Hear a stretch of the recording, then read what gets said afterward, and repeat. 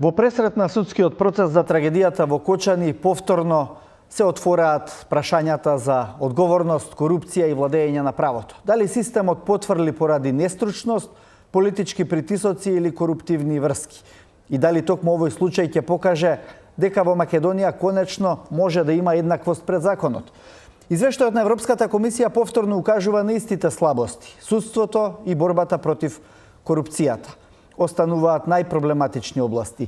Довербата на граѓаните е ниска, а чувството на неказнивост расте. Во директно ќе се обидеме да разбереме каде заглавува правдата, што значи институционална одговорност и има ли волја да се расчисти со корупцијата што ја разјадува државата. Гости во студиото на Директно денеска се Звонко Давидович, адвокат. Добар ден, добре дојдовте во студиото. Билјана Ивановска, поранешна председателка на антикорупцијската комисија. Добар ден и за вас. Добре дојдовте. Добар ден, благодарам за поканата. И Костадин Богданов, адвокат, кој што во последно време барем многу повеќе насочен кон оние случаи кои што граѓаните ги водат против Македонија во Страсбур. Добро вечер за сите или добар ден, веќе е 5 часот, но 5:20, но се стемнува порано, така што можеме да кажеме и добар ден и добро вечер. Реговме трагедијата во Кочани, тест за правдата, многу пати сме ставале правдата на тест.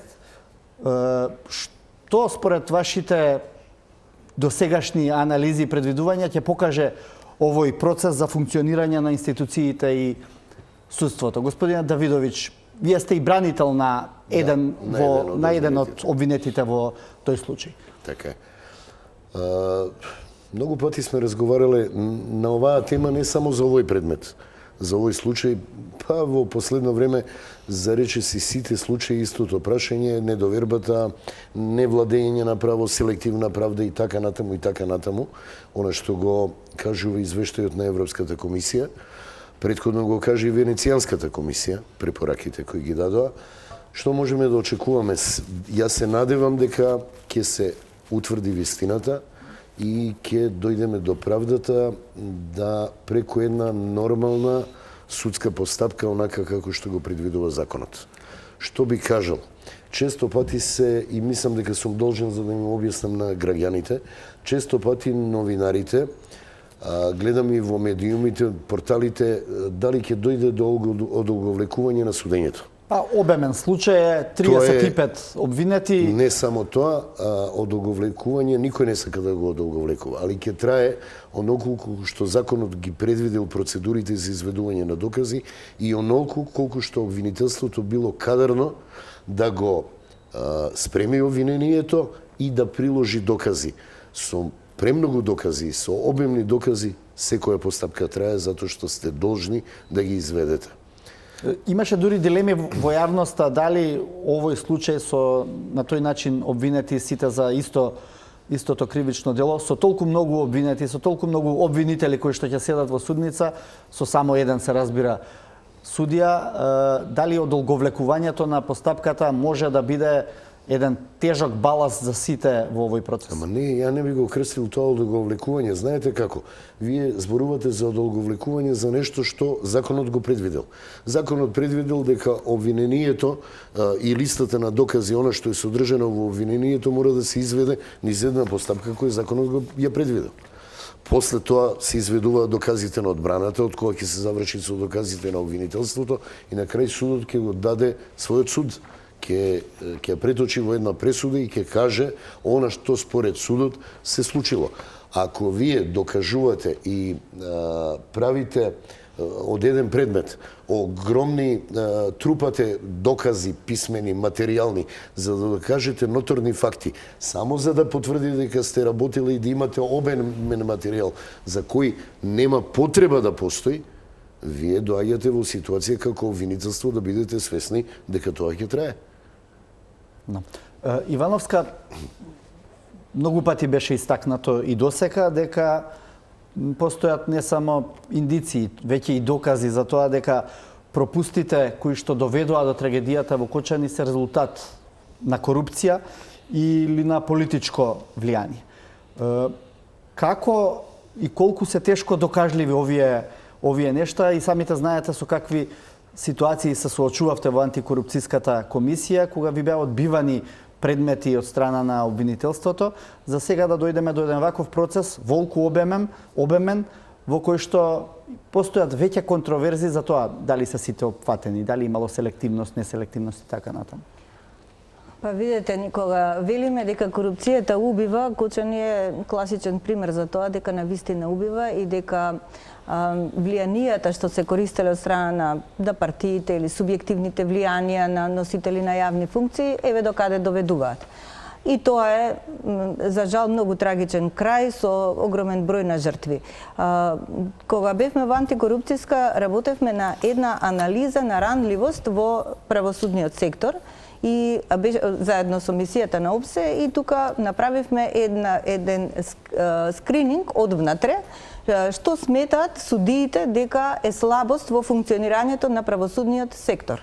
Меѓу другото беше како ќе ги изработат вештаците своите вешти наоди, како ќе работат адвокатите, како ќе се создаде блискоста помеѓу адвокатот, обвинителот, судијата, значи сето тоа се ранливи точки кои што, како да речам, ги намалуваат процесите, ги релативизираат обвиненијата.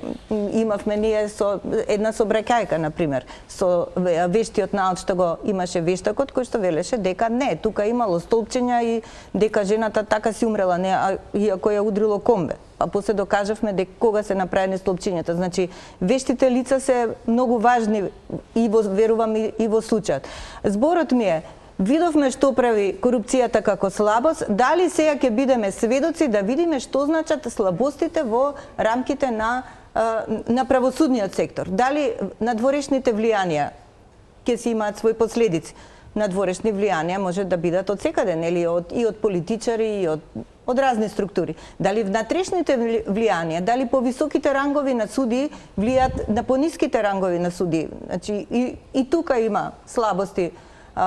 Така што, не знам, се надевам дека ќе дочекаме правда како што треба, но и самиот извештај од Европската комисија нотира дека неопходни се ресурси, и тоа не само човечки ресурси, туку и финансиски ресурси.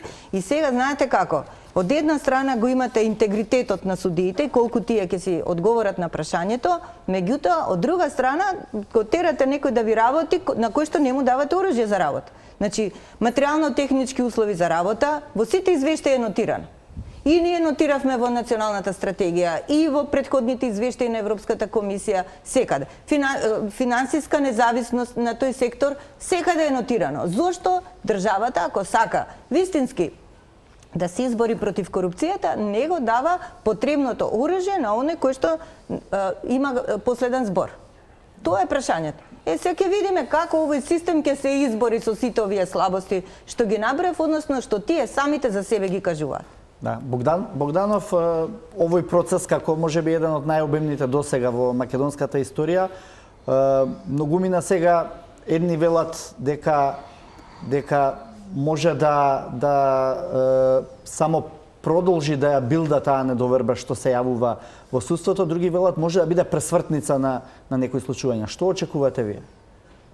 Јас искрено очекувам дека постапката ќе се истера до крај како што треба. Верувам во судството, барем за вакви, да кажеме, обемни предмети каде и очите на јавноста се свртени, има и голем број бранители, актери кои што учествуваат. Мислам дека ќе биде пресвртница на второто што го кажувате. Од аспект на тоа што на крајот од денот ќе заврши постапката, она што ќе остане и што ќе се оценува понатаму, вклучително и во некоја постапка, претпоставувам и во Страсбург, кога ќе се исцрпат домашните правни лекови, е самата пресуда. Че тоа е медиумот на судот по кој што ќе се оцени дефинитивно и ќе може да се даде некој суд како била водена целата постапка, кои докази били изведени, на кој начин, дали им било дадено сите права на обвинетите и конечно кој е ставот на судот, односно кој е одговорот на судот на сите тие факти изведени докази и како тој се толкува во тој момент. И тоа ќе го видиме од сите три инстанции, мислам и од апелациониот суд и од Врховниот суд.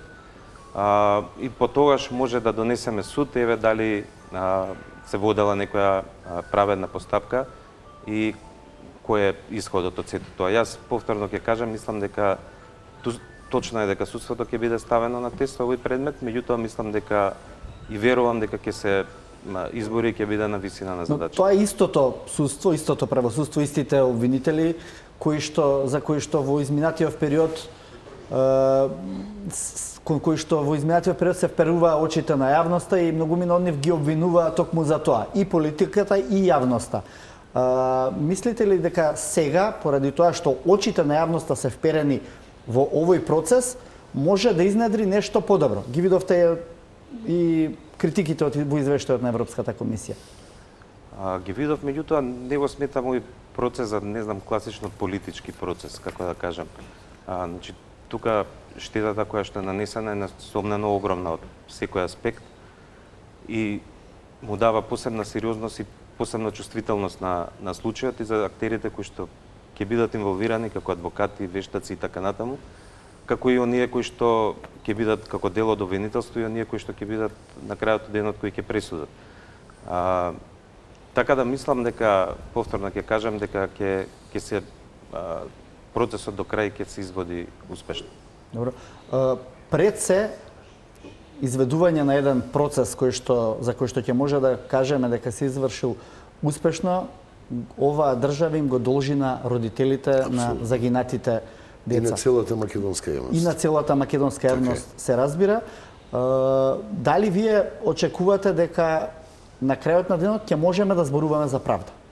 Вака тоа многу зависи и ќе зависи од она што ја повторно ќе се вратам на тоа, затоа што цело време се зборува топката е на судот. Не, судот согласно законот за кривична постапка ќе го оцени она што обвинителството го тврди. Ако вие имате неточни тврдења или имате тврдења кои не се согласно законот во обвинителниот акт, обвинителниот предлог, тогаш ќе биде и пресудата таква. Ме разбирате? Ние постојано зборуваме за судството, ама никако не зборуваме за обвинителството кое иницира постапката. Она што обвинителството ќе му го сервира на судот, тоа судот го утврдува и тој ќе го пресуди. Овде обвинителството мислам дека за некои работи потврли. Ние постојано зборувавме за она што е правната квалификација во обвинението. Не можете вие различни структури со различни права, обврски, должности и одговорности да подведете под исти еден член, кога тој член не може да ги опфати сите. На крај ќе видиме каква ќе биде одлуката и ќе видиме што од тоа ќе изведеме како заклучок. Ние долго време ги ставаме работите под килим, без воопшто да размислуваме за последиците. А све она што денес нема да го решиме, многократно ќе ни излезе како проблем во иднина. Зборуваше господјата за финансиската самостојност. Вие имате закон за судски буџет кој точно кажува кој е процентот кој треба да го издвоите од судството. 2,5 пати помалку е издвојување. Не само што е 2,5 пати, него е основна работа што законот не се почитува. Од 2015 година мораше да се почитува, до тогаш беше со определени проценти за покачување. И вие сега доаѓате во ситуација да тврдите дека судството е самостојно, дека е столб на власта, а Министерството за финансии или политичарите и владата, извршната власт, не му го дава она што според законот следува.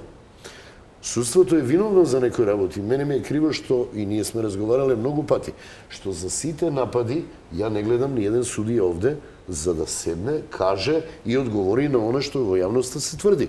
Не треба ние да ги браниме, како адвокати или, не знам, експерти и сето тоа. Треба они да си кажат со кои проблеми се судираат, а има проблеми. Вие имате проблем со поротници, имате проблем со стручни соработници, имате проблем што е материјален, со хартија, со луѓе. Да. Па вие имате судови во кои нема можност да се состави кривичен совет. Јас еве конкретно ќе ви кажам, има случај каде што судија од Куманово, кој е судија во Штип, патува и оди во Свети Николе, застанува за да биде член на кривичен совет и да продужи во Штип на работа. Ви имате во Кавадарци проблем, број на суди, не може да судат предмети, се делегираат во Велес. Го спомнавте извештајот на Европската комисија и токму финансиската независност, но и притисоците на политиката врз судиите и обвинителите се посочува како еден од примерите заради кои што судството и обвинителството не можат да излезат од таа перцепција дека не се доволно независни. Денеска и Коцевски вели она што ние го кажуваме и јас лично го истакнувам цело време, дека недостасуваат човечки ресурси, материјали, дека работат со јавна обвинителска служба од 1/3, што значи околу 360 вработени, а потребни се 3 пати повеќе, и минатата 24 и 25 година, и не им се дозволуваат нови вработувања. Меѓутоа, ние досега не ги видовме обвинителите, па ниту судиите, сосема јавно да се спротивстават на сите оние притисоци од политиката што дојдоа до нив. Сега нека ми просто тако некаде кажале нешто, меѓутоа не видовме еден сериозен отпор кон тоа што им се случува. Што е поважно? Парите, личниот интегритет, за да се дојде до таа нивна независност вистинска. Значи, тие мора да имаат независност и токму тоа мене ми е она што најчудно, што секаде, во сите планови, програми, сите политички партии кои што претендираат да дојдат на власт, велат независно судство, јавно обвинителство, не знам, ќе функционираат, ќе работат како што треба, борбата против корупцијата е приоритет број 1. Ако ќе дојдат на Мегдан, ги забораваат тие ветувања. Тоа не се прави преку ног само со збор. Значи, треба да се обезбеди финансиска независност. А ако законот вели 0,8% од БДП, дајте им 0,8%, не им давајте 0,3%, да не можат да функционираат. Ако им треба човечки ресурси, обезбедете им човечки, зајакнете академијата да може да произведува повеќе обвинители и суди, едноставно да се зголеми капацитетот на институциите. Замислете, во извештајот стои да се обезбеди примената на АКМИСот во 21 век, каде што веќе да кажеме, во европските судови се користат алатки на вештачка интелигенција, кај нас се уште субјективниот фактор игра најголема улога, да се подметне нешто, па дури и тоа го има посочено, пошто ја ги кажувам слабостите во судството кои што се детектирани од самите суди. Меѓу другото и тоа го кажуваат, злоупотреба на системот преку давање на поголем број пријави од страна на адвокатите за испредмет и сега кои судија ќе им се бенди да бидат другите ќе ги поништат. Замислете до каде иде злоупотребата. Значи до кога субјективниот фактор кај нас ќе одлучува? Тоа е целиот, мислам, тука се вртиме ние во круг, едноставно. Богданов, вашето мислење, може ли да се обезбеди таа независност и на кој начин? Апсолутно може, мислам се сложувам во цело со соговорниците. Сега претходното прашање бев прашан за конкретен предмет. Како сметам дека ќе се истера до крај, меѓутоа генерално состојбата во судството е лоша од аспект, особено од финансиски аспект. Забелешките на Европската комисија се повторуваат со години наназад. Ја паметам уште од 2012-13 учествував во групи по договор за стабилизација, асоциација, скрининзи 2 пати годишно што се прави и така натаму. Че нисте забелешки, можам да кажам дека со години се вртат по извештаите, особено за поглавијата 23 и 24. Особено тоа финансирањето на судството во тој дел и тие 0,8% фамозниот БДП кои што треба да се одвојат за судството и 0,4% за обвинителството, че ниту едниот ниту другиот ги добива парите. Добиваат некои си 30% од реално потребните пари. Има сомнеш дека им се премногу пари, меѓутоа се уште никој не знае како, доколку ги добијат тие средства во целост, како би ќе ги менаџираат. Значи, тоа е таа независност, вие да им ги дадете средствата, па тие понатаму самите да се менаџираат и да се сноѓаат кај им треба соработници, кај им треба поротници. Да, но потоа барете одговорност. Не чекајќи тоа да се случи, па дури кога има простор за независно делување, некако чувствуваме кај делот таа судско-обвинителска власт дека како да сакаат да бидат под јаремот на... Па не верувам дека сакаат. Мислам сакаат повеќе пари, им требаат повеќе пари, тоа е факт. Значи не само во делот на платите, и тоа е, мислам дека треба да им се покачат тие плативи на суди, обвинители, стручни, сите што работат во делот на правосудството, бидејќи има важен сегмент од општеството, имаат навистина многу работи, е тема која што се експлоатира секогаш секаде на сите места. Меѓутоа треба да им се возможат и останатите ресурси. Бидејќи без пари вие не можете да држите обуки, не можете да правите капитални инвестиции, не можете реформа да направите на правосудството. Че како ќе направите реформа со некои суштински измени кога нема никој да ви дојде на советување на комисија, на групи, сам секој што е експерт и така натаму што често на тие очекува да му се плати за трудот кој што ќе го вложи. Секој очекува за закони кои што нови се пишуваат, се драфтаат, да му се плати за тоа. Че нема средства за ништо. Голем дел од средствата беа покривани со порано со меѓународниве партнери. Меѓутоа и тие сега го сопреа финансирањето, што е за волја на вистината, сам да не беше USAID, уште судиите на машини ќе куцаа пресуди.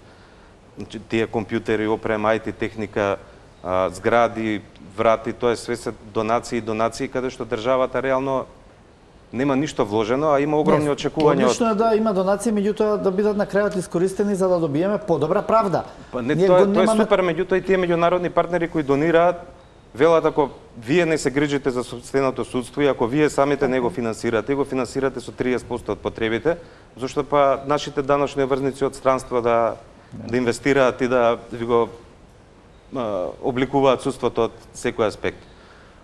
Значи тука е грижата на државата и таа не грижа, таа е со години, да не речам со децении наназад. И тука е проблемот. Мислам, не може да се бара на тој начин одговорност од судството и од обвинителството, а ги немаат основните ресурси за работа. Да не можат телефони да си платат или поштарина да платат или вештачење да платат. Сега сакате да дополните? Да дополнам нешто, значи повторно дојде низ заклучок дека политичката волја толку се наметнува во општеството што сака секогаш да има доминантна улога и во овој случај тоа се потврдува. Зошто? Се сеќавате 2015-16 кога се направи специјалното јавно обвинителство, кога нели тоа беше договор за да постои едно такво специјално јавно обвинителство. Политички договор, односно се изрази политичка волја дека ние веќе се справуваме со високата корупција и се сеќавате колку добро тоа се опреми со софтвери, системи, кадар, значи кога се сака, се може. Се сакаше, можеби, не знам, што беше причината вистинска, што го растурија, предпоставувам дека премногу навлезе во некој, не може за еден тросет да се растури, имаше таму други обвинители. Целата институција, значи ако била таа главната јавна обвинителка виновна, таа ќе си одговара, не треба институцијата како таква да не постои, но се случи што се случи. Се случи што се случи. Зошто веднаш не се пристапи кон користење на таа опрема, користење на кадрите, него луѓето ги распрчкаа налево надесно, едноставно се разводени системот, тоа ми е зборот. Зошто? Зошто да се разводени системот? Зошто кога веќе почна да покажува резултати дека е добра екипа? И сега имате ваква ситуација. Кој како го чита извештајот? И после извештајот на Европската Унија слушаме од представниците на власта најголем проблем е правосудството и сега ние ќе влеземе во решавање на правосудството. Јас би се надоврзал само да ви кажам нешто. Сега што го зборува соговорниците е точно, повеќе него точно, а докази за тоа и постојат. Вие се сеќавате дека од прислушкуваните разговори произлезе како политиката на голема врата преку судскиот совет и кадрите кои беа од партиите бирани и договарани влезе во судството. Па понатаму слушнавте разговори како дел од обвинителите и судиите за нивните места се правеше политички пазар и на политичка партиска координација се бираа кадри. Тој процес не заврши. Вие имате ситуација... Како власти да дојде во Македонија, прво вели ќе го реорганизирам правосудството и ќе дојдат независни судии. Затоа што судството е страшно добра алатка за справување со неистомисленици, низ една правна процедура, низ една законита процедура. Добро, каде ја сгреши тогаш премиерот кога рече одиме во смена на обвинителот, а подоцна и во останатите структури во судството? Вака, да ви кажам нешто, не може премиер да менува судии. Постои орган за тоа и еднаш ако го прекршиме законот без оглед кој ќе го прекрши, ние доаѓаме во ситуација да си дозволиме секој нареден пат кога ни треба законот да го прекршиме. Ние имаме судски совет, имаме обвинителски совет. Реформи не се прават со менјавање на име и презиме во судството и раководителот. Не се прават ни со носење на закони. Затоа што вие имате ситуација во која имате, и ви кажува Европска Унија, имате доволна законска рамка да ги спроведете сите постапки. Но ние не ги користиме затоа што имаме селективна правда и затоа што не ги применуваме. И обвинителскиот совет на некој начин беа контаминирани во целиот изминат период. Не на некој начин не го беа контаминирани и тога се прашувате зошто судиите не излегуваат јавно, затоа што нема кој да ги заштити. Па вие се сеќавате на ОПСЕ имаше една анкета која беше тајна. Судиите се изјаснија дека добар дел трпат притисоци од своите колеги, од политичарите и од повисоките инстанции и раководителите на судовите. И сега вие се прашувате реформа да спроведеме. Па луѓе, ако вие не спроведете реформа и не утврдите, али не некои замисли само вербални, него да утврдите кој што од судиите и председателите на судовите работел изминатите 10 и 15 години, а тоа можете само со евалуација на нивното работење. Преку предметите точно ќе видите кој што работел. И ако формирате орган, кој не треба да сме многу паметни, постојано се прашуваат, па кој да утврди одговорноста на судиите? Па лесна работа. И судскиот совет е контаминиран. Па ние имаме луѓе кои не се контаминирани, кои се во пензија, кои до вчера судеа и кои покажаа доблест. Па искористите ги тие луѓе. Па тие луѓе нека направат евалуација на работа. Не можете вие на еден Дани Илиев, кој беше председател на Врховен суд, да му кажете ќе биде вака или онака, или да го преведете жеден преку вода, затоа што ги разбира работите и ги гледа предметите. И веднаш ќе ви каже која е ситуацијата. Нема, трагично е што не постои и што зависиме од таа политичка волја. Значи што судството како посебна власт зависи од политичка волја, а политичка волја нема. Богданов, како да... сакам да речам дека по мене трагично е тоа што судството е уставна категорија. Значи, уставот им гарантира на судиите независност. Уставот им гарантира независност. Ги бира доживотно, освен нели ако не се разрешат. Значи, замислете кои силни алатки се тие, па значи што се требало да се случи за да падне судството на ова дереđe. И сами себе се бираат. И сами себе, да, и по мене покрај ова што го зборуваме цело време, политичкото влијание, покрај ограничувањата, тепа мама не смеш да плачеш, значи се тоа. Меѓутоа, клучна работа е интегритетот. Така е. Ако има интегритет, тогаш судиите може да се изборат. Јас знам дека има судии со интегритет, кои што сметам дека сега се искрата надеж во државата и кои што треба да се изборат со останатата околина околу себе.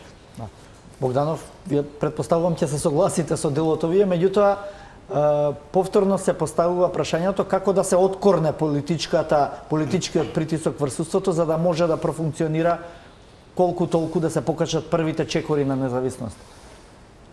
Па сега искуството покажува дека тоа оди многу тешко. Точно е дека секоја политичка гарнитура која доаѓа полна уста надеж и зборови има за независноста на судството и дека нема да интервенира, нема да се меша и така натаму. Меѓутоа факт е дека со години наназад и сите влади и политички партии директно се мешаат на начин на избор на членови, особено на судски совет, совет на обвинители. Тука е најдиректното мешање, кое што после по вертикала се спушта надоле по влијанија за конкретни предмети, суди и така натаму. И тоа е навистина ќе биде тешко да се спречи. Единствено, јас не сум оптимист во тој дел. Сам иако веќе помина 20 години, 15 години од како постои судски совет, совет на обвинители и така натаму, се изменува стотици членови во едните во другите совети. Реално ништо не смени на позитивно. Напротив, секоја година добиваме полош и полош извештај. Е до интегритетот, меѓутоа и до поставување на систем кој што и тој што има интегритет ќе му возможи да го задржи интегритетот, а не да се случи обратна ситуација каде што некој доен со интегритет па системот ќе го шмука и ќе го И ќе преврти го на другата заштити. страна. И ќе го заштити, апсолутно. Мислам дека во судството треба да се направат некои посуштински, поконкретни реформи, затоа што голем дел од самата судска поставеност гледаме со години дека не функционира. Не функционира управниот суд, кој што е на некој начин фатаморгана од суд. Мислам, луѓето чекаат со години некоја си правда која што никогаш не ја добиваат, а и државата се оштетува од доста предмети што застаруваат. Не функционира висшиот управен суд. Обвинителството има огромни дискрециони права, значи дискреционо право да поведе кривична постапка, дискреционо право притвор да бара, замена да бара за кауција, жалба да поднесе, спогодба да направи. Се тоа возможено. Трајање на предметот. Трајање на предметот, значи се тоа возможено и со тие дискрециони права доаѓа можноста за злоупотреба. Мислам, ако некој има дискреционо право за нешто да одлучи, што е поттикнува корупцијата. И тие дискрециони права, сега го спомнав обвинителството, меѓутоа тука си судовите. Треба да се направи систем кој што барем ќе ги ограничува во тој дел и на тој начин ќе ја минимизира можноста за корупција. Нема да ја спречи целосно, меѓутоа ќе ја минимизира. Еве, на пример, со апелационите судови. Че ние сме држава 100 на 100 километри уздуш и попреку. Ние имаме 4 апелациони суда како во никоја друга држава. Зошто да немаме еден апелационен суд со 4 оделенија, па да може предмети од Дојран или Гевгелија да се судат во Гостевар апелација или од Битола во Штип. Значи, на тој начин тоа е еден обид и да се изедначат сите судови во бројот на предмети кои што би ги имале, затоа што вие имате ситуација, сега Скопска апелација има 20.000 предмети во работа и чекаме пресуда 2 години. Гостевар има 7.000, не знам, Штип има 5, они добиваат пресуди за 6 месеци, втора степен. Че да ги заначиме бројот, да имаат сите еднаква работа, ќе се усогласи праксата исто така на апелационите подрачи. Зошто да не шетаат предметите? Ќе се намали корупцијата. Че не може некој, не знам сега, бизнисмени и така натаму, кои што еви самиот извештај збори за надворешни влијанија, особено од бизнес заедницата, од Битола да влијае на апелационен суд Штип, така како што може да влијае на Советот кој што со години и суди во ова. Така да има модус и Врховниот суд исто така, значи уставната жалба мора да се донесе што поскоро. Сега Врховниот суд ужива една слобода дека е последна инстанца и дека од нивниот подпис зависи се. Меѓутоа, ако вие воведете уставната тужба, сепак има и над Врховниот суд некоја инстанца потенцијално која што таа пресуда ќе може да ја укине или да ја смени и да ја врати назад на повторно одлучување. Значи, сакам да кажам, секаде има начини со одредени чекори да се намали можноста за корупција и да се направи така малце посуштинска реформа во судството, а не, мислам, да се шминкаат определени членови, ова закон че смени го, она смени го и да го тераме тоа така. Има можности, ќе видиме дали ќе има чекори или дали ќе има политичка волја за тоа, а ние одиме на куса пауза за реклама.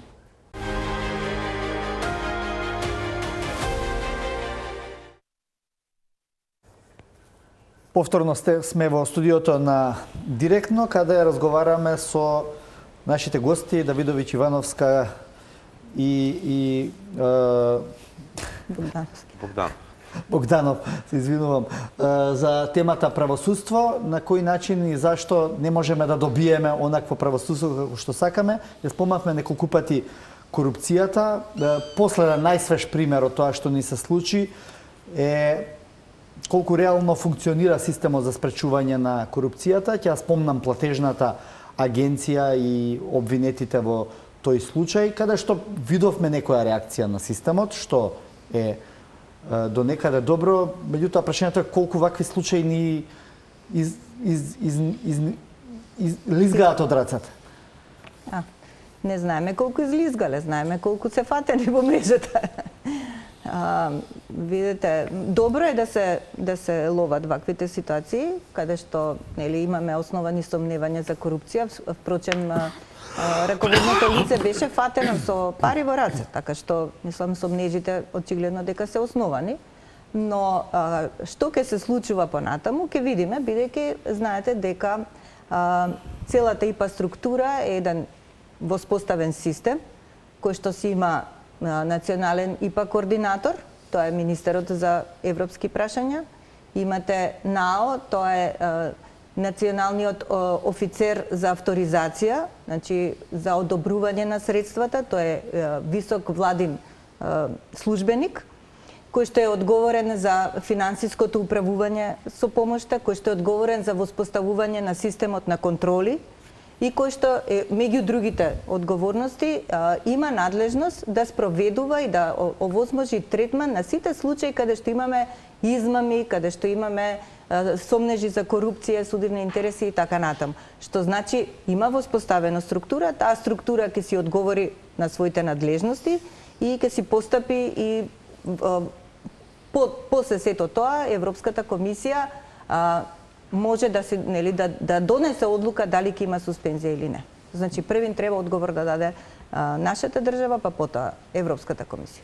Да, Богданов од адвокатска визура, овој случај изгледа прилично чисто или сметате дека може да стане збор за ситуација во која што одредени луѓе таму биле на некој начин приморани, поттикнати и така натаму да го направат ова што го направиле?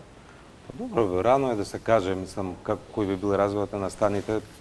Се искрено не ги знаеме доказите кои се во контекст на предметот и што се има собрано полицијата и истражителите.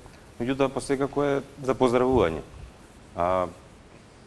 Ретки се или ретки беа во минатото вакви случаи каде што актуелни функционери се приведени за примање мито, корупција, нели имаше еден случај се скоро со поранешен врховен судија и член на судскиот совет, уште еден за гериатрија, исто актуелен функционер, што е секако за поздравување. За поздравување изјавата на премиерот кој каже дека нема да остане на овој случај во контекст на целата оваа ситуација, дека ќе се оди уште подлабоко за да се види уште нешто друго да не се случувало со фондовите.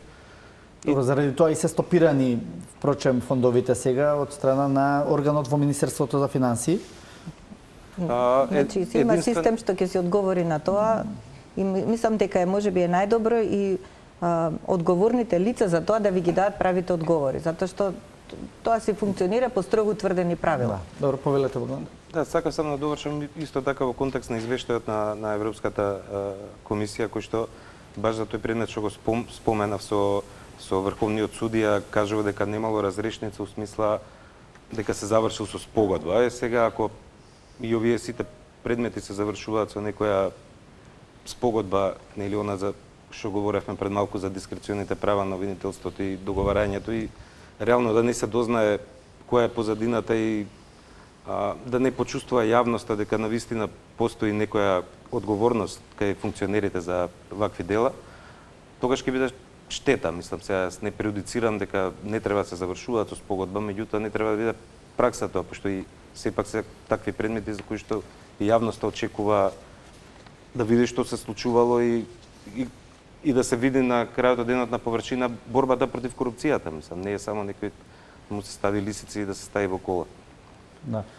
Добро, господин Давидович, дали сметате дека ваквите случаи даваат верба за покажување волја за битка со корупцијата или се само дел од еден случај? Секоја одговорност на висок функционер за кој постои основано сомневање дека сторил кривично дело и е во рамки на таа корупција за која постојано зборуваме, охрабрува.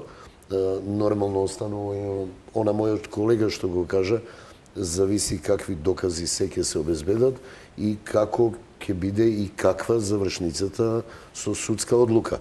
Ние се сеќавате дека америчкиот амбасадор на времето, Агилер, кажа дека корупцијата, и тоа со многу недипломатски речник, што многу ретко за такви високи личности, кажа дека корупцијата е во Македонија толку висока, толку голема, на нашите луѓе почнаа да ги губат животите ради корупцијата и токму тоа се случи и се покажа. И не е само предметот случајот во Кочани.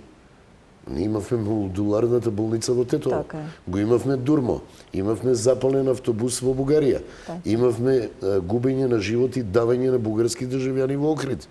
И да не ги набројувам. Имаме еден куп каде што 200 починати. успеавме да не извлечеме заклучок и системот да не го подобриме. И се направивме како држава да ги заташкаме луѓето кои беа директно одговорни. Вие немате разрешница на еден куп од овие случаи. Ние за модуларната болница зборуваме дека продужниот кабел бил виновен. Ама срамно е за обвинителството што не покрене истрага кој е одговорен за сето тоа. Никош таква истрага не се поведе. Се поведе истрага. Ти рекоа дека не е завршена тој дел од истрагата. Не, па видите, ако вие после 10 години од случувањата излезете со некакво си обвинение и дојдете во ситуација да биде малтене застарено, ја префрлате топката и жешкиот коштан на судот. Добро, зашто тогаш доцнеше и обвинението или се уште доцни за одговорните полицајци кои што биле на смена вечерта на Кочани? Тоа треба да го прашате обвинителството. Да, се разбира, да, еве за коментар ме прашувам вас. Ја не би коментирал сега. Добро, тие велат дека е во истражна постапка и така натаму. Да, лесно е да кажете дека е све во истражна постапка, ама едно мора да сватите. Се случи, јас постојано кажувам, Столтенберг е политичар. Се случи, се сеќавате 70 луѓе загубија живот и млади луѓе на островот која ги уби еден монструм. Но Столтенберг без обезбедување излезе пред луѓето, родителите и кажа, ја понуди својата оставка. Седеше со часови, разговараше и нареди истрага која донесе резултати и која покаже кои се слабостите на системот. Кога такво нешто кај нас се случило, ВМО? И ние зборуваме за политика. Немојте наши луѓе секојдневно се во опасност да изгубат животи на најразличен начин. Нашите луѓе се во таква ситуација да не можат своите работи да ги завршат. Затоа што корупцијата владее секаде. Затоа што ние не сваќаме дека е корупција да морам и за извод од матична книга на родениот побара пријател, па и тоа е корупција. И тоа е корупција. Тоа е знак дека нашиот систем не функционира. Ама не размислуваат луѓето на тој начин. Ние сме едно исполитизирано општество кое не може да функционира вака. Вие имате, постојано кажувам, германската партија ЦДУ владееше со Германија години, децении. А нема волку членови колку што имаат нашите партии. А они се 90 милиона луѓе. Зашто зборуваме ние? Некои ќе речат проблемот е и во изборниот модел, кој што генерира постојано исти или слични луѓе да бидат на државни функции. Еве Ивановска, вие се соочивте со избори, практично бевте кандидат во една општина, во општина Центар за градоначалник и неколку пати укажавте на таа нерамноправна битка што не доведува. Дали изворот на корупцијата е од изборите? Како не? Како не? Како не? Па видете, кој го носи изборниот законник? Го носат политичките партии. Знаете колку над 30 пати е сменет, на 32 или 5 пати е сменет изборниот законник и тоа само во делот на финансирањето и на пропагандата. Знаете, само вака општи податоци. За платена политичка пропаганда 250 милиони денари се потрошени од буџетот за овие парламентарните избори. Сега не знам колку се за локални. Па тоа е огромна пара, тоа се огромни интереси, тоа се што да ви кажам? Корупција секаде има, каде што имате злоупотреба на службена должност, каде што имате злоупотреба во располагање на државни пари. Во изборите па видовте колку имаше злоупотреба на државни ресурси, колку сакате. Во работно време министри одат, држат кампањи со службени возила, никој не реагира на тоа. На што личи тоа? Имате заложништво и замајување на народот, буквално со ѓубрето се што се случи. Може тоа преку ноќ да биде договорено да дојдат сите камиони да чистат. Тоа е претходно договорено. И тоа од кого? Од некој кој што се обични кандидати, кои што се уште не седнале на функција па се издоговорили. Значи, со една тешка болка и со голем ризик да не фати пандемија, епидемија, како да кажам, глувци почнаа старци да излегуваат, се злоупотребува тоа еколошко загадување за што? Пак за некакви договори. Корупција колку сакате, урбанистички хаос, резултат на корупција. Типичен резултат на корупција. Сите кандидати кажаа дека ќе се борат против урбанистичкиот хаос, со градењето, со не. Ајде да видиме како. Дали е време веќе навистина да се стави една црта и во тој дел. Затоа што буквално нас ни посегнува по животот. И ние имаме тука веќе екоцид. Дури единствени сме биле во регулативата кој што го дефинираме како кривично дело екоцид.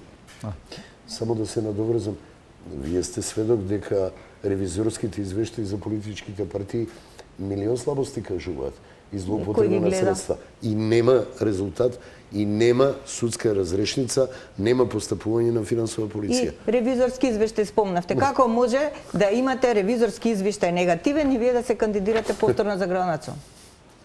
Само Македонија може тоа. И јас 100 пати сум го кажала примерот во Италија. Значи во Италија седи државниот ревизор од лева страна обвинител, од десна судија. Тоа што ќе најде ревизорот, обвинителот, веднаш го спроведува до судијата, судијата так. Дури ако носителот на јавна функција, ако нанесе штета на институцијата што ја раководил, има да си ја плати штетата. Кај го има лично негова одговорност е тоа. Кај има тоа кај нас? Па извинете, ама зошто да не се воспостави ред? Зошто да не се Значи, се единствено е потребно висока свест. И кај граѓаните, уште повеќе кај носители на јавни функции. Едноставно корупцијата е ништо повеќе од состојба на умот. Значи, умот е тој кој што им бара мок, им бара задоволување на... Корупцијата, ако се знаете, во некои европски земји не е кривично дело, него е ментална болест. И се упатува на задолжително психијатриско лекување. Точно, тоа сакам да кажам.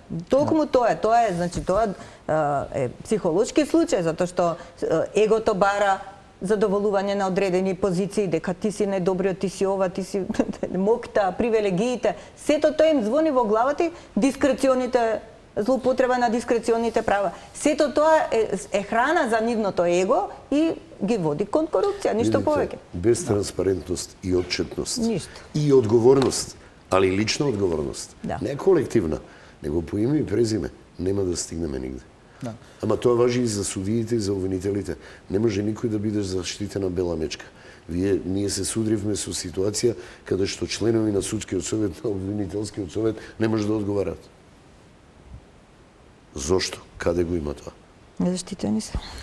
Богданов, се поставува прашањето за ефикасноста на институциите кои што ви споменавме, значи почнувајќи и од ДКСК и ревизорските куќи кои што ја вршат државната ревизија, кои што носат повремено вакви или онакви извештаи, меѓутоа попусто бидејќи нивната имплементација или нивното инкорпорирање во општествениот живот речиси да нема значење. Зошто тоа се случува? Се случува бидејќи нема пари. Нема средства, нема човечки капитал доволно. Тоа се нотира во сегашниот извештај на Европската комисија. Основната поента на извештајот за поглавја 23 и 24 за сите институции кои што се спомнуваат, секаде е нотирано дека нема доволно средства и нема доволно човечки капитал да го сработа. Значи, дали е тоа обвинителство, дали е тоа судство, дали е тоа ДКСК, дали е Државен завод за ревизија, Агенција за управување со одземен имот. Значи, секоја буквално овој народен правобранител. Значи, ние уште немаме народен правобранител избрано и заменици што фалат. И на него буџет не му се дава за заштита на човековите права. Секоја агенција која што учествува во делот на заштита на човекови права, борба против корупција и така натаму, па и овие финансиски институции кои што треба да се борат против корупција, и за нив е нотирано дека нема доволно средства и човечки капитал. И сега прашањето е како држава, не можам да прифатам дека само заради тоа што се нема пари, тоа е само една страна на медалјата. Не се успева да се процесира. Обвинителството кога политички одговара и кога постои политички притисок, веднаш ќе подигне обвинение на чуен глас. Значи тогаш има пари. Арно за чуен глас во ревизорските извештаи и други работи за кои јавноста брои, обвинителството е глуво и слепо. Има и друг проблем кај обвинителството. А нивниот закон бара, без разлика кој го поднесува предметот, од почеток да ја започне постапката. Значи, бројни предмети што ги поднесовме ние, дури заеднички со Државниот завод за ревизија, значи ист предмет, обвинителството започнува постапката од почеток како ништо да не е работено. Значи, тука треба малце соработка помеѓу институциите, функционална соработка малку повеќе да се земе во предвид тоа што е претходно сработено. И исто така они имаат проблеми со распределбата на предметите, таму се уште субјективно се делат предметите, не функционира. Ма и не знаат еден обвинител со друг обвинител уопште не знае дека може би имаат ист предмет за исто лице. Значи, можат они, без никаква промена на закон, можат организацијски да си ја подобрат работата. А со промена, еве, например, да ги земаат во предвид и на одите од други институции. А во однос на независните, ако се уште важи тоа прашање за независните институции, би кажала дека, за жал, еве, например, ке го спомнам случајот на ДКСК, критиките од страна на Европската комисија одат кон тоа дека односот со јавноста е намален, транспарентноста на комисијата е намалена, едноставно дека дури имаат запишано дека се чувствува колебање за да се отворат предмети кои што содржат политички сензибилни елементи. Тоа што значи? Значи се плашат од политичко влијание. Па вие знаете и предметот што беше за дипломата по англиски јазик, како заврши и како заврши во обвинителството и што се случи во државата. А беше одличен случај да се расчисти еднаш за секогаш со лажните дипломи. Ако бевме држава на место, ајде бурум да видиме, да ги провериме сите дипломи, да видиме кој каква диплома има. Единствено што остана, единствена сатисфакција е истражувачките новинари што добија пофалба од Европска комисија. Толку. Ништо друго не се заврши. Може ли државава да напредува кон Европската унија, Богданов, без овие реформи за кои што еве вечерва ги зборуваме, кои што се нужни да се направат? Тоа зборот реформи веќе станува и излитен после 30 години. Овие промени што треба да се случат? Јас не сум оптимист дека ќе се случат, како што кажав и претходно. Искуството кажува дека тешко се случуваат, особено такви крупни промени што треба да се случат. Дај Боже да дојде влада или министер за финансии кој што ќе ги овозможи сите тие средства кои што се неопходни за судството, неопходни за обвинителството, па и за сите институции кои што споменати во самиот извештај. Меѓутоа се треба и политичка волја, навистина, ако сакаме да биде судството независно, така се гради независно судство. Најпрво финансиски независно, а после сето друго ќе се следи понатака чекор по чекор. Вклучително овие работи кои што ги споменавме претходно во контекст на преземање на одредени измени, законски пракси и така натаму, кои ќе допринесат за намалување на корупцијата или сузбивање на корупцијата и слично. Пак ќе кажам, без пари, без ресурси и без волја, и без волја. Прва е волја. Само не е прашање дали сакаме да напредуваме на патот кон Европската унија па да ги направиме овие промени. Сакаме ли да бидеме држава и нормално општество? Заради нас, пред се. Заради нас да ги направиме, не ради Европската унија. Ние треба да сме свесни дека нашиот систем е разнебитен и се урушува сам во себе. Ние тоа треба ради самите нас да го направиме. Има генерации кои треба да останат овде и да живеат. Ви благодарам што бевте денеска гости на Отворено. Се гледаме, се разбира, и во други дебати. Темата правосудство и реформи веројатно ќе продолжи да и во наредниот период да биде присутна. Поштовани гледачи, тука е крајот на денешната емисија. Останете со Телма, следуваат вестите.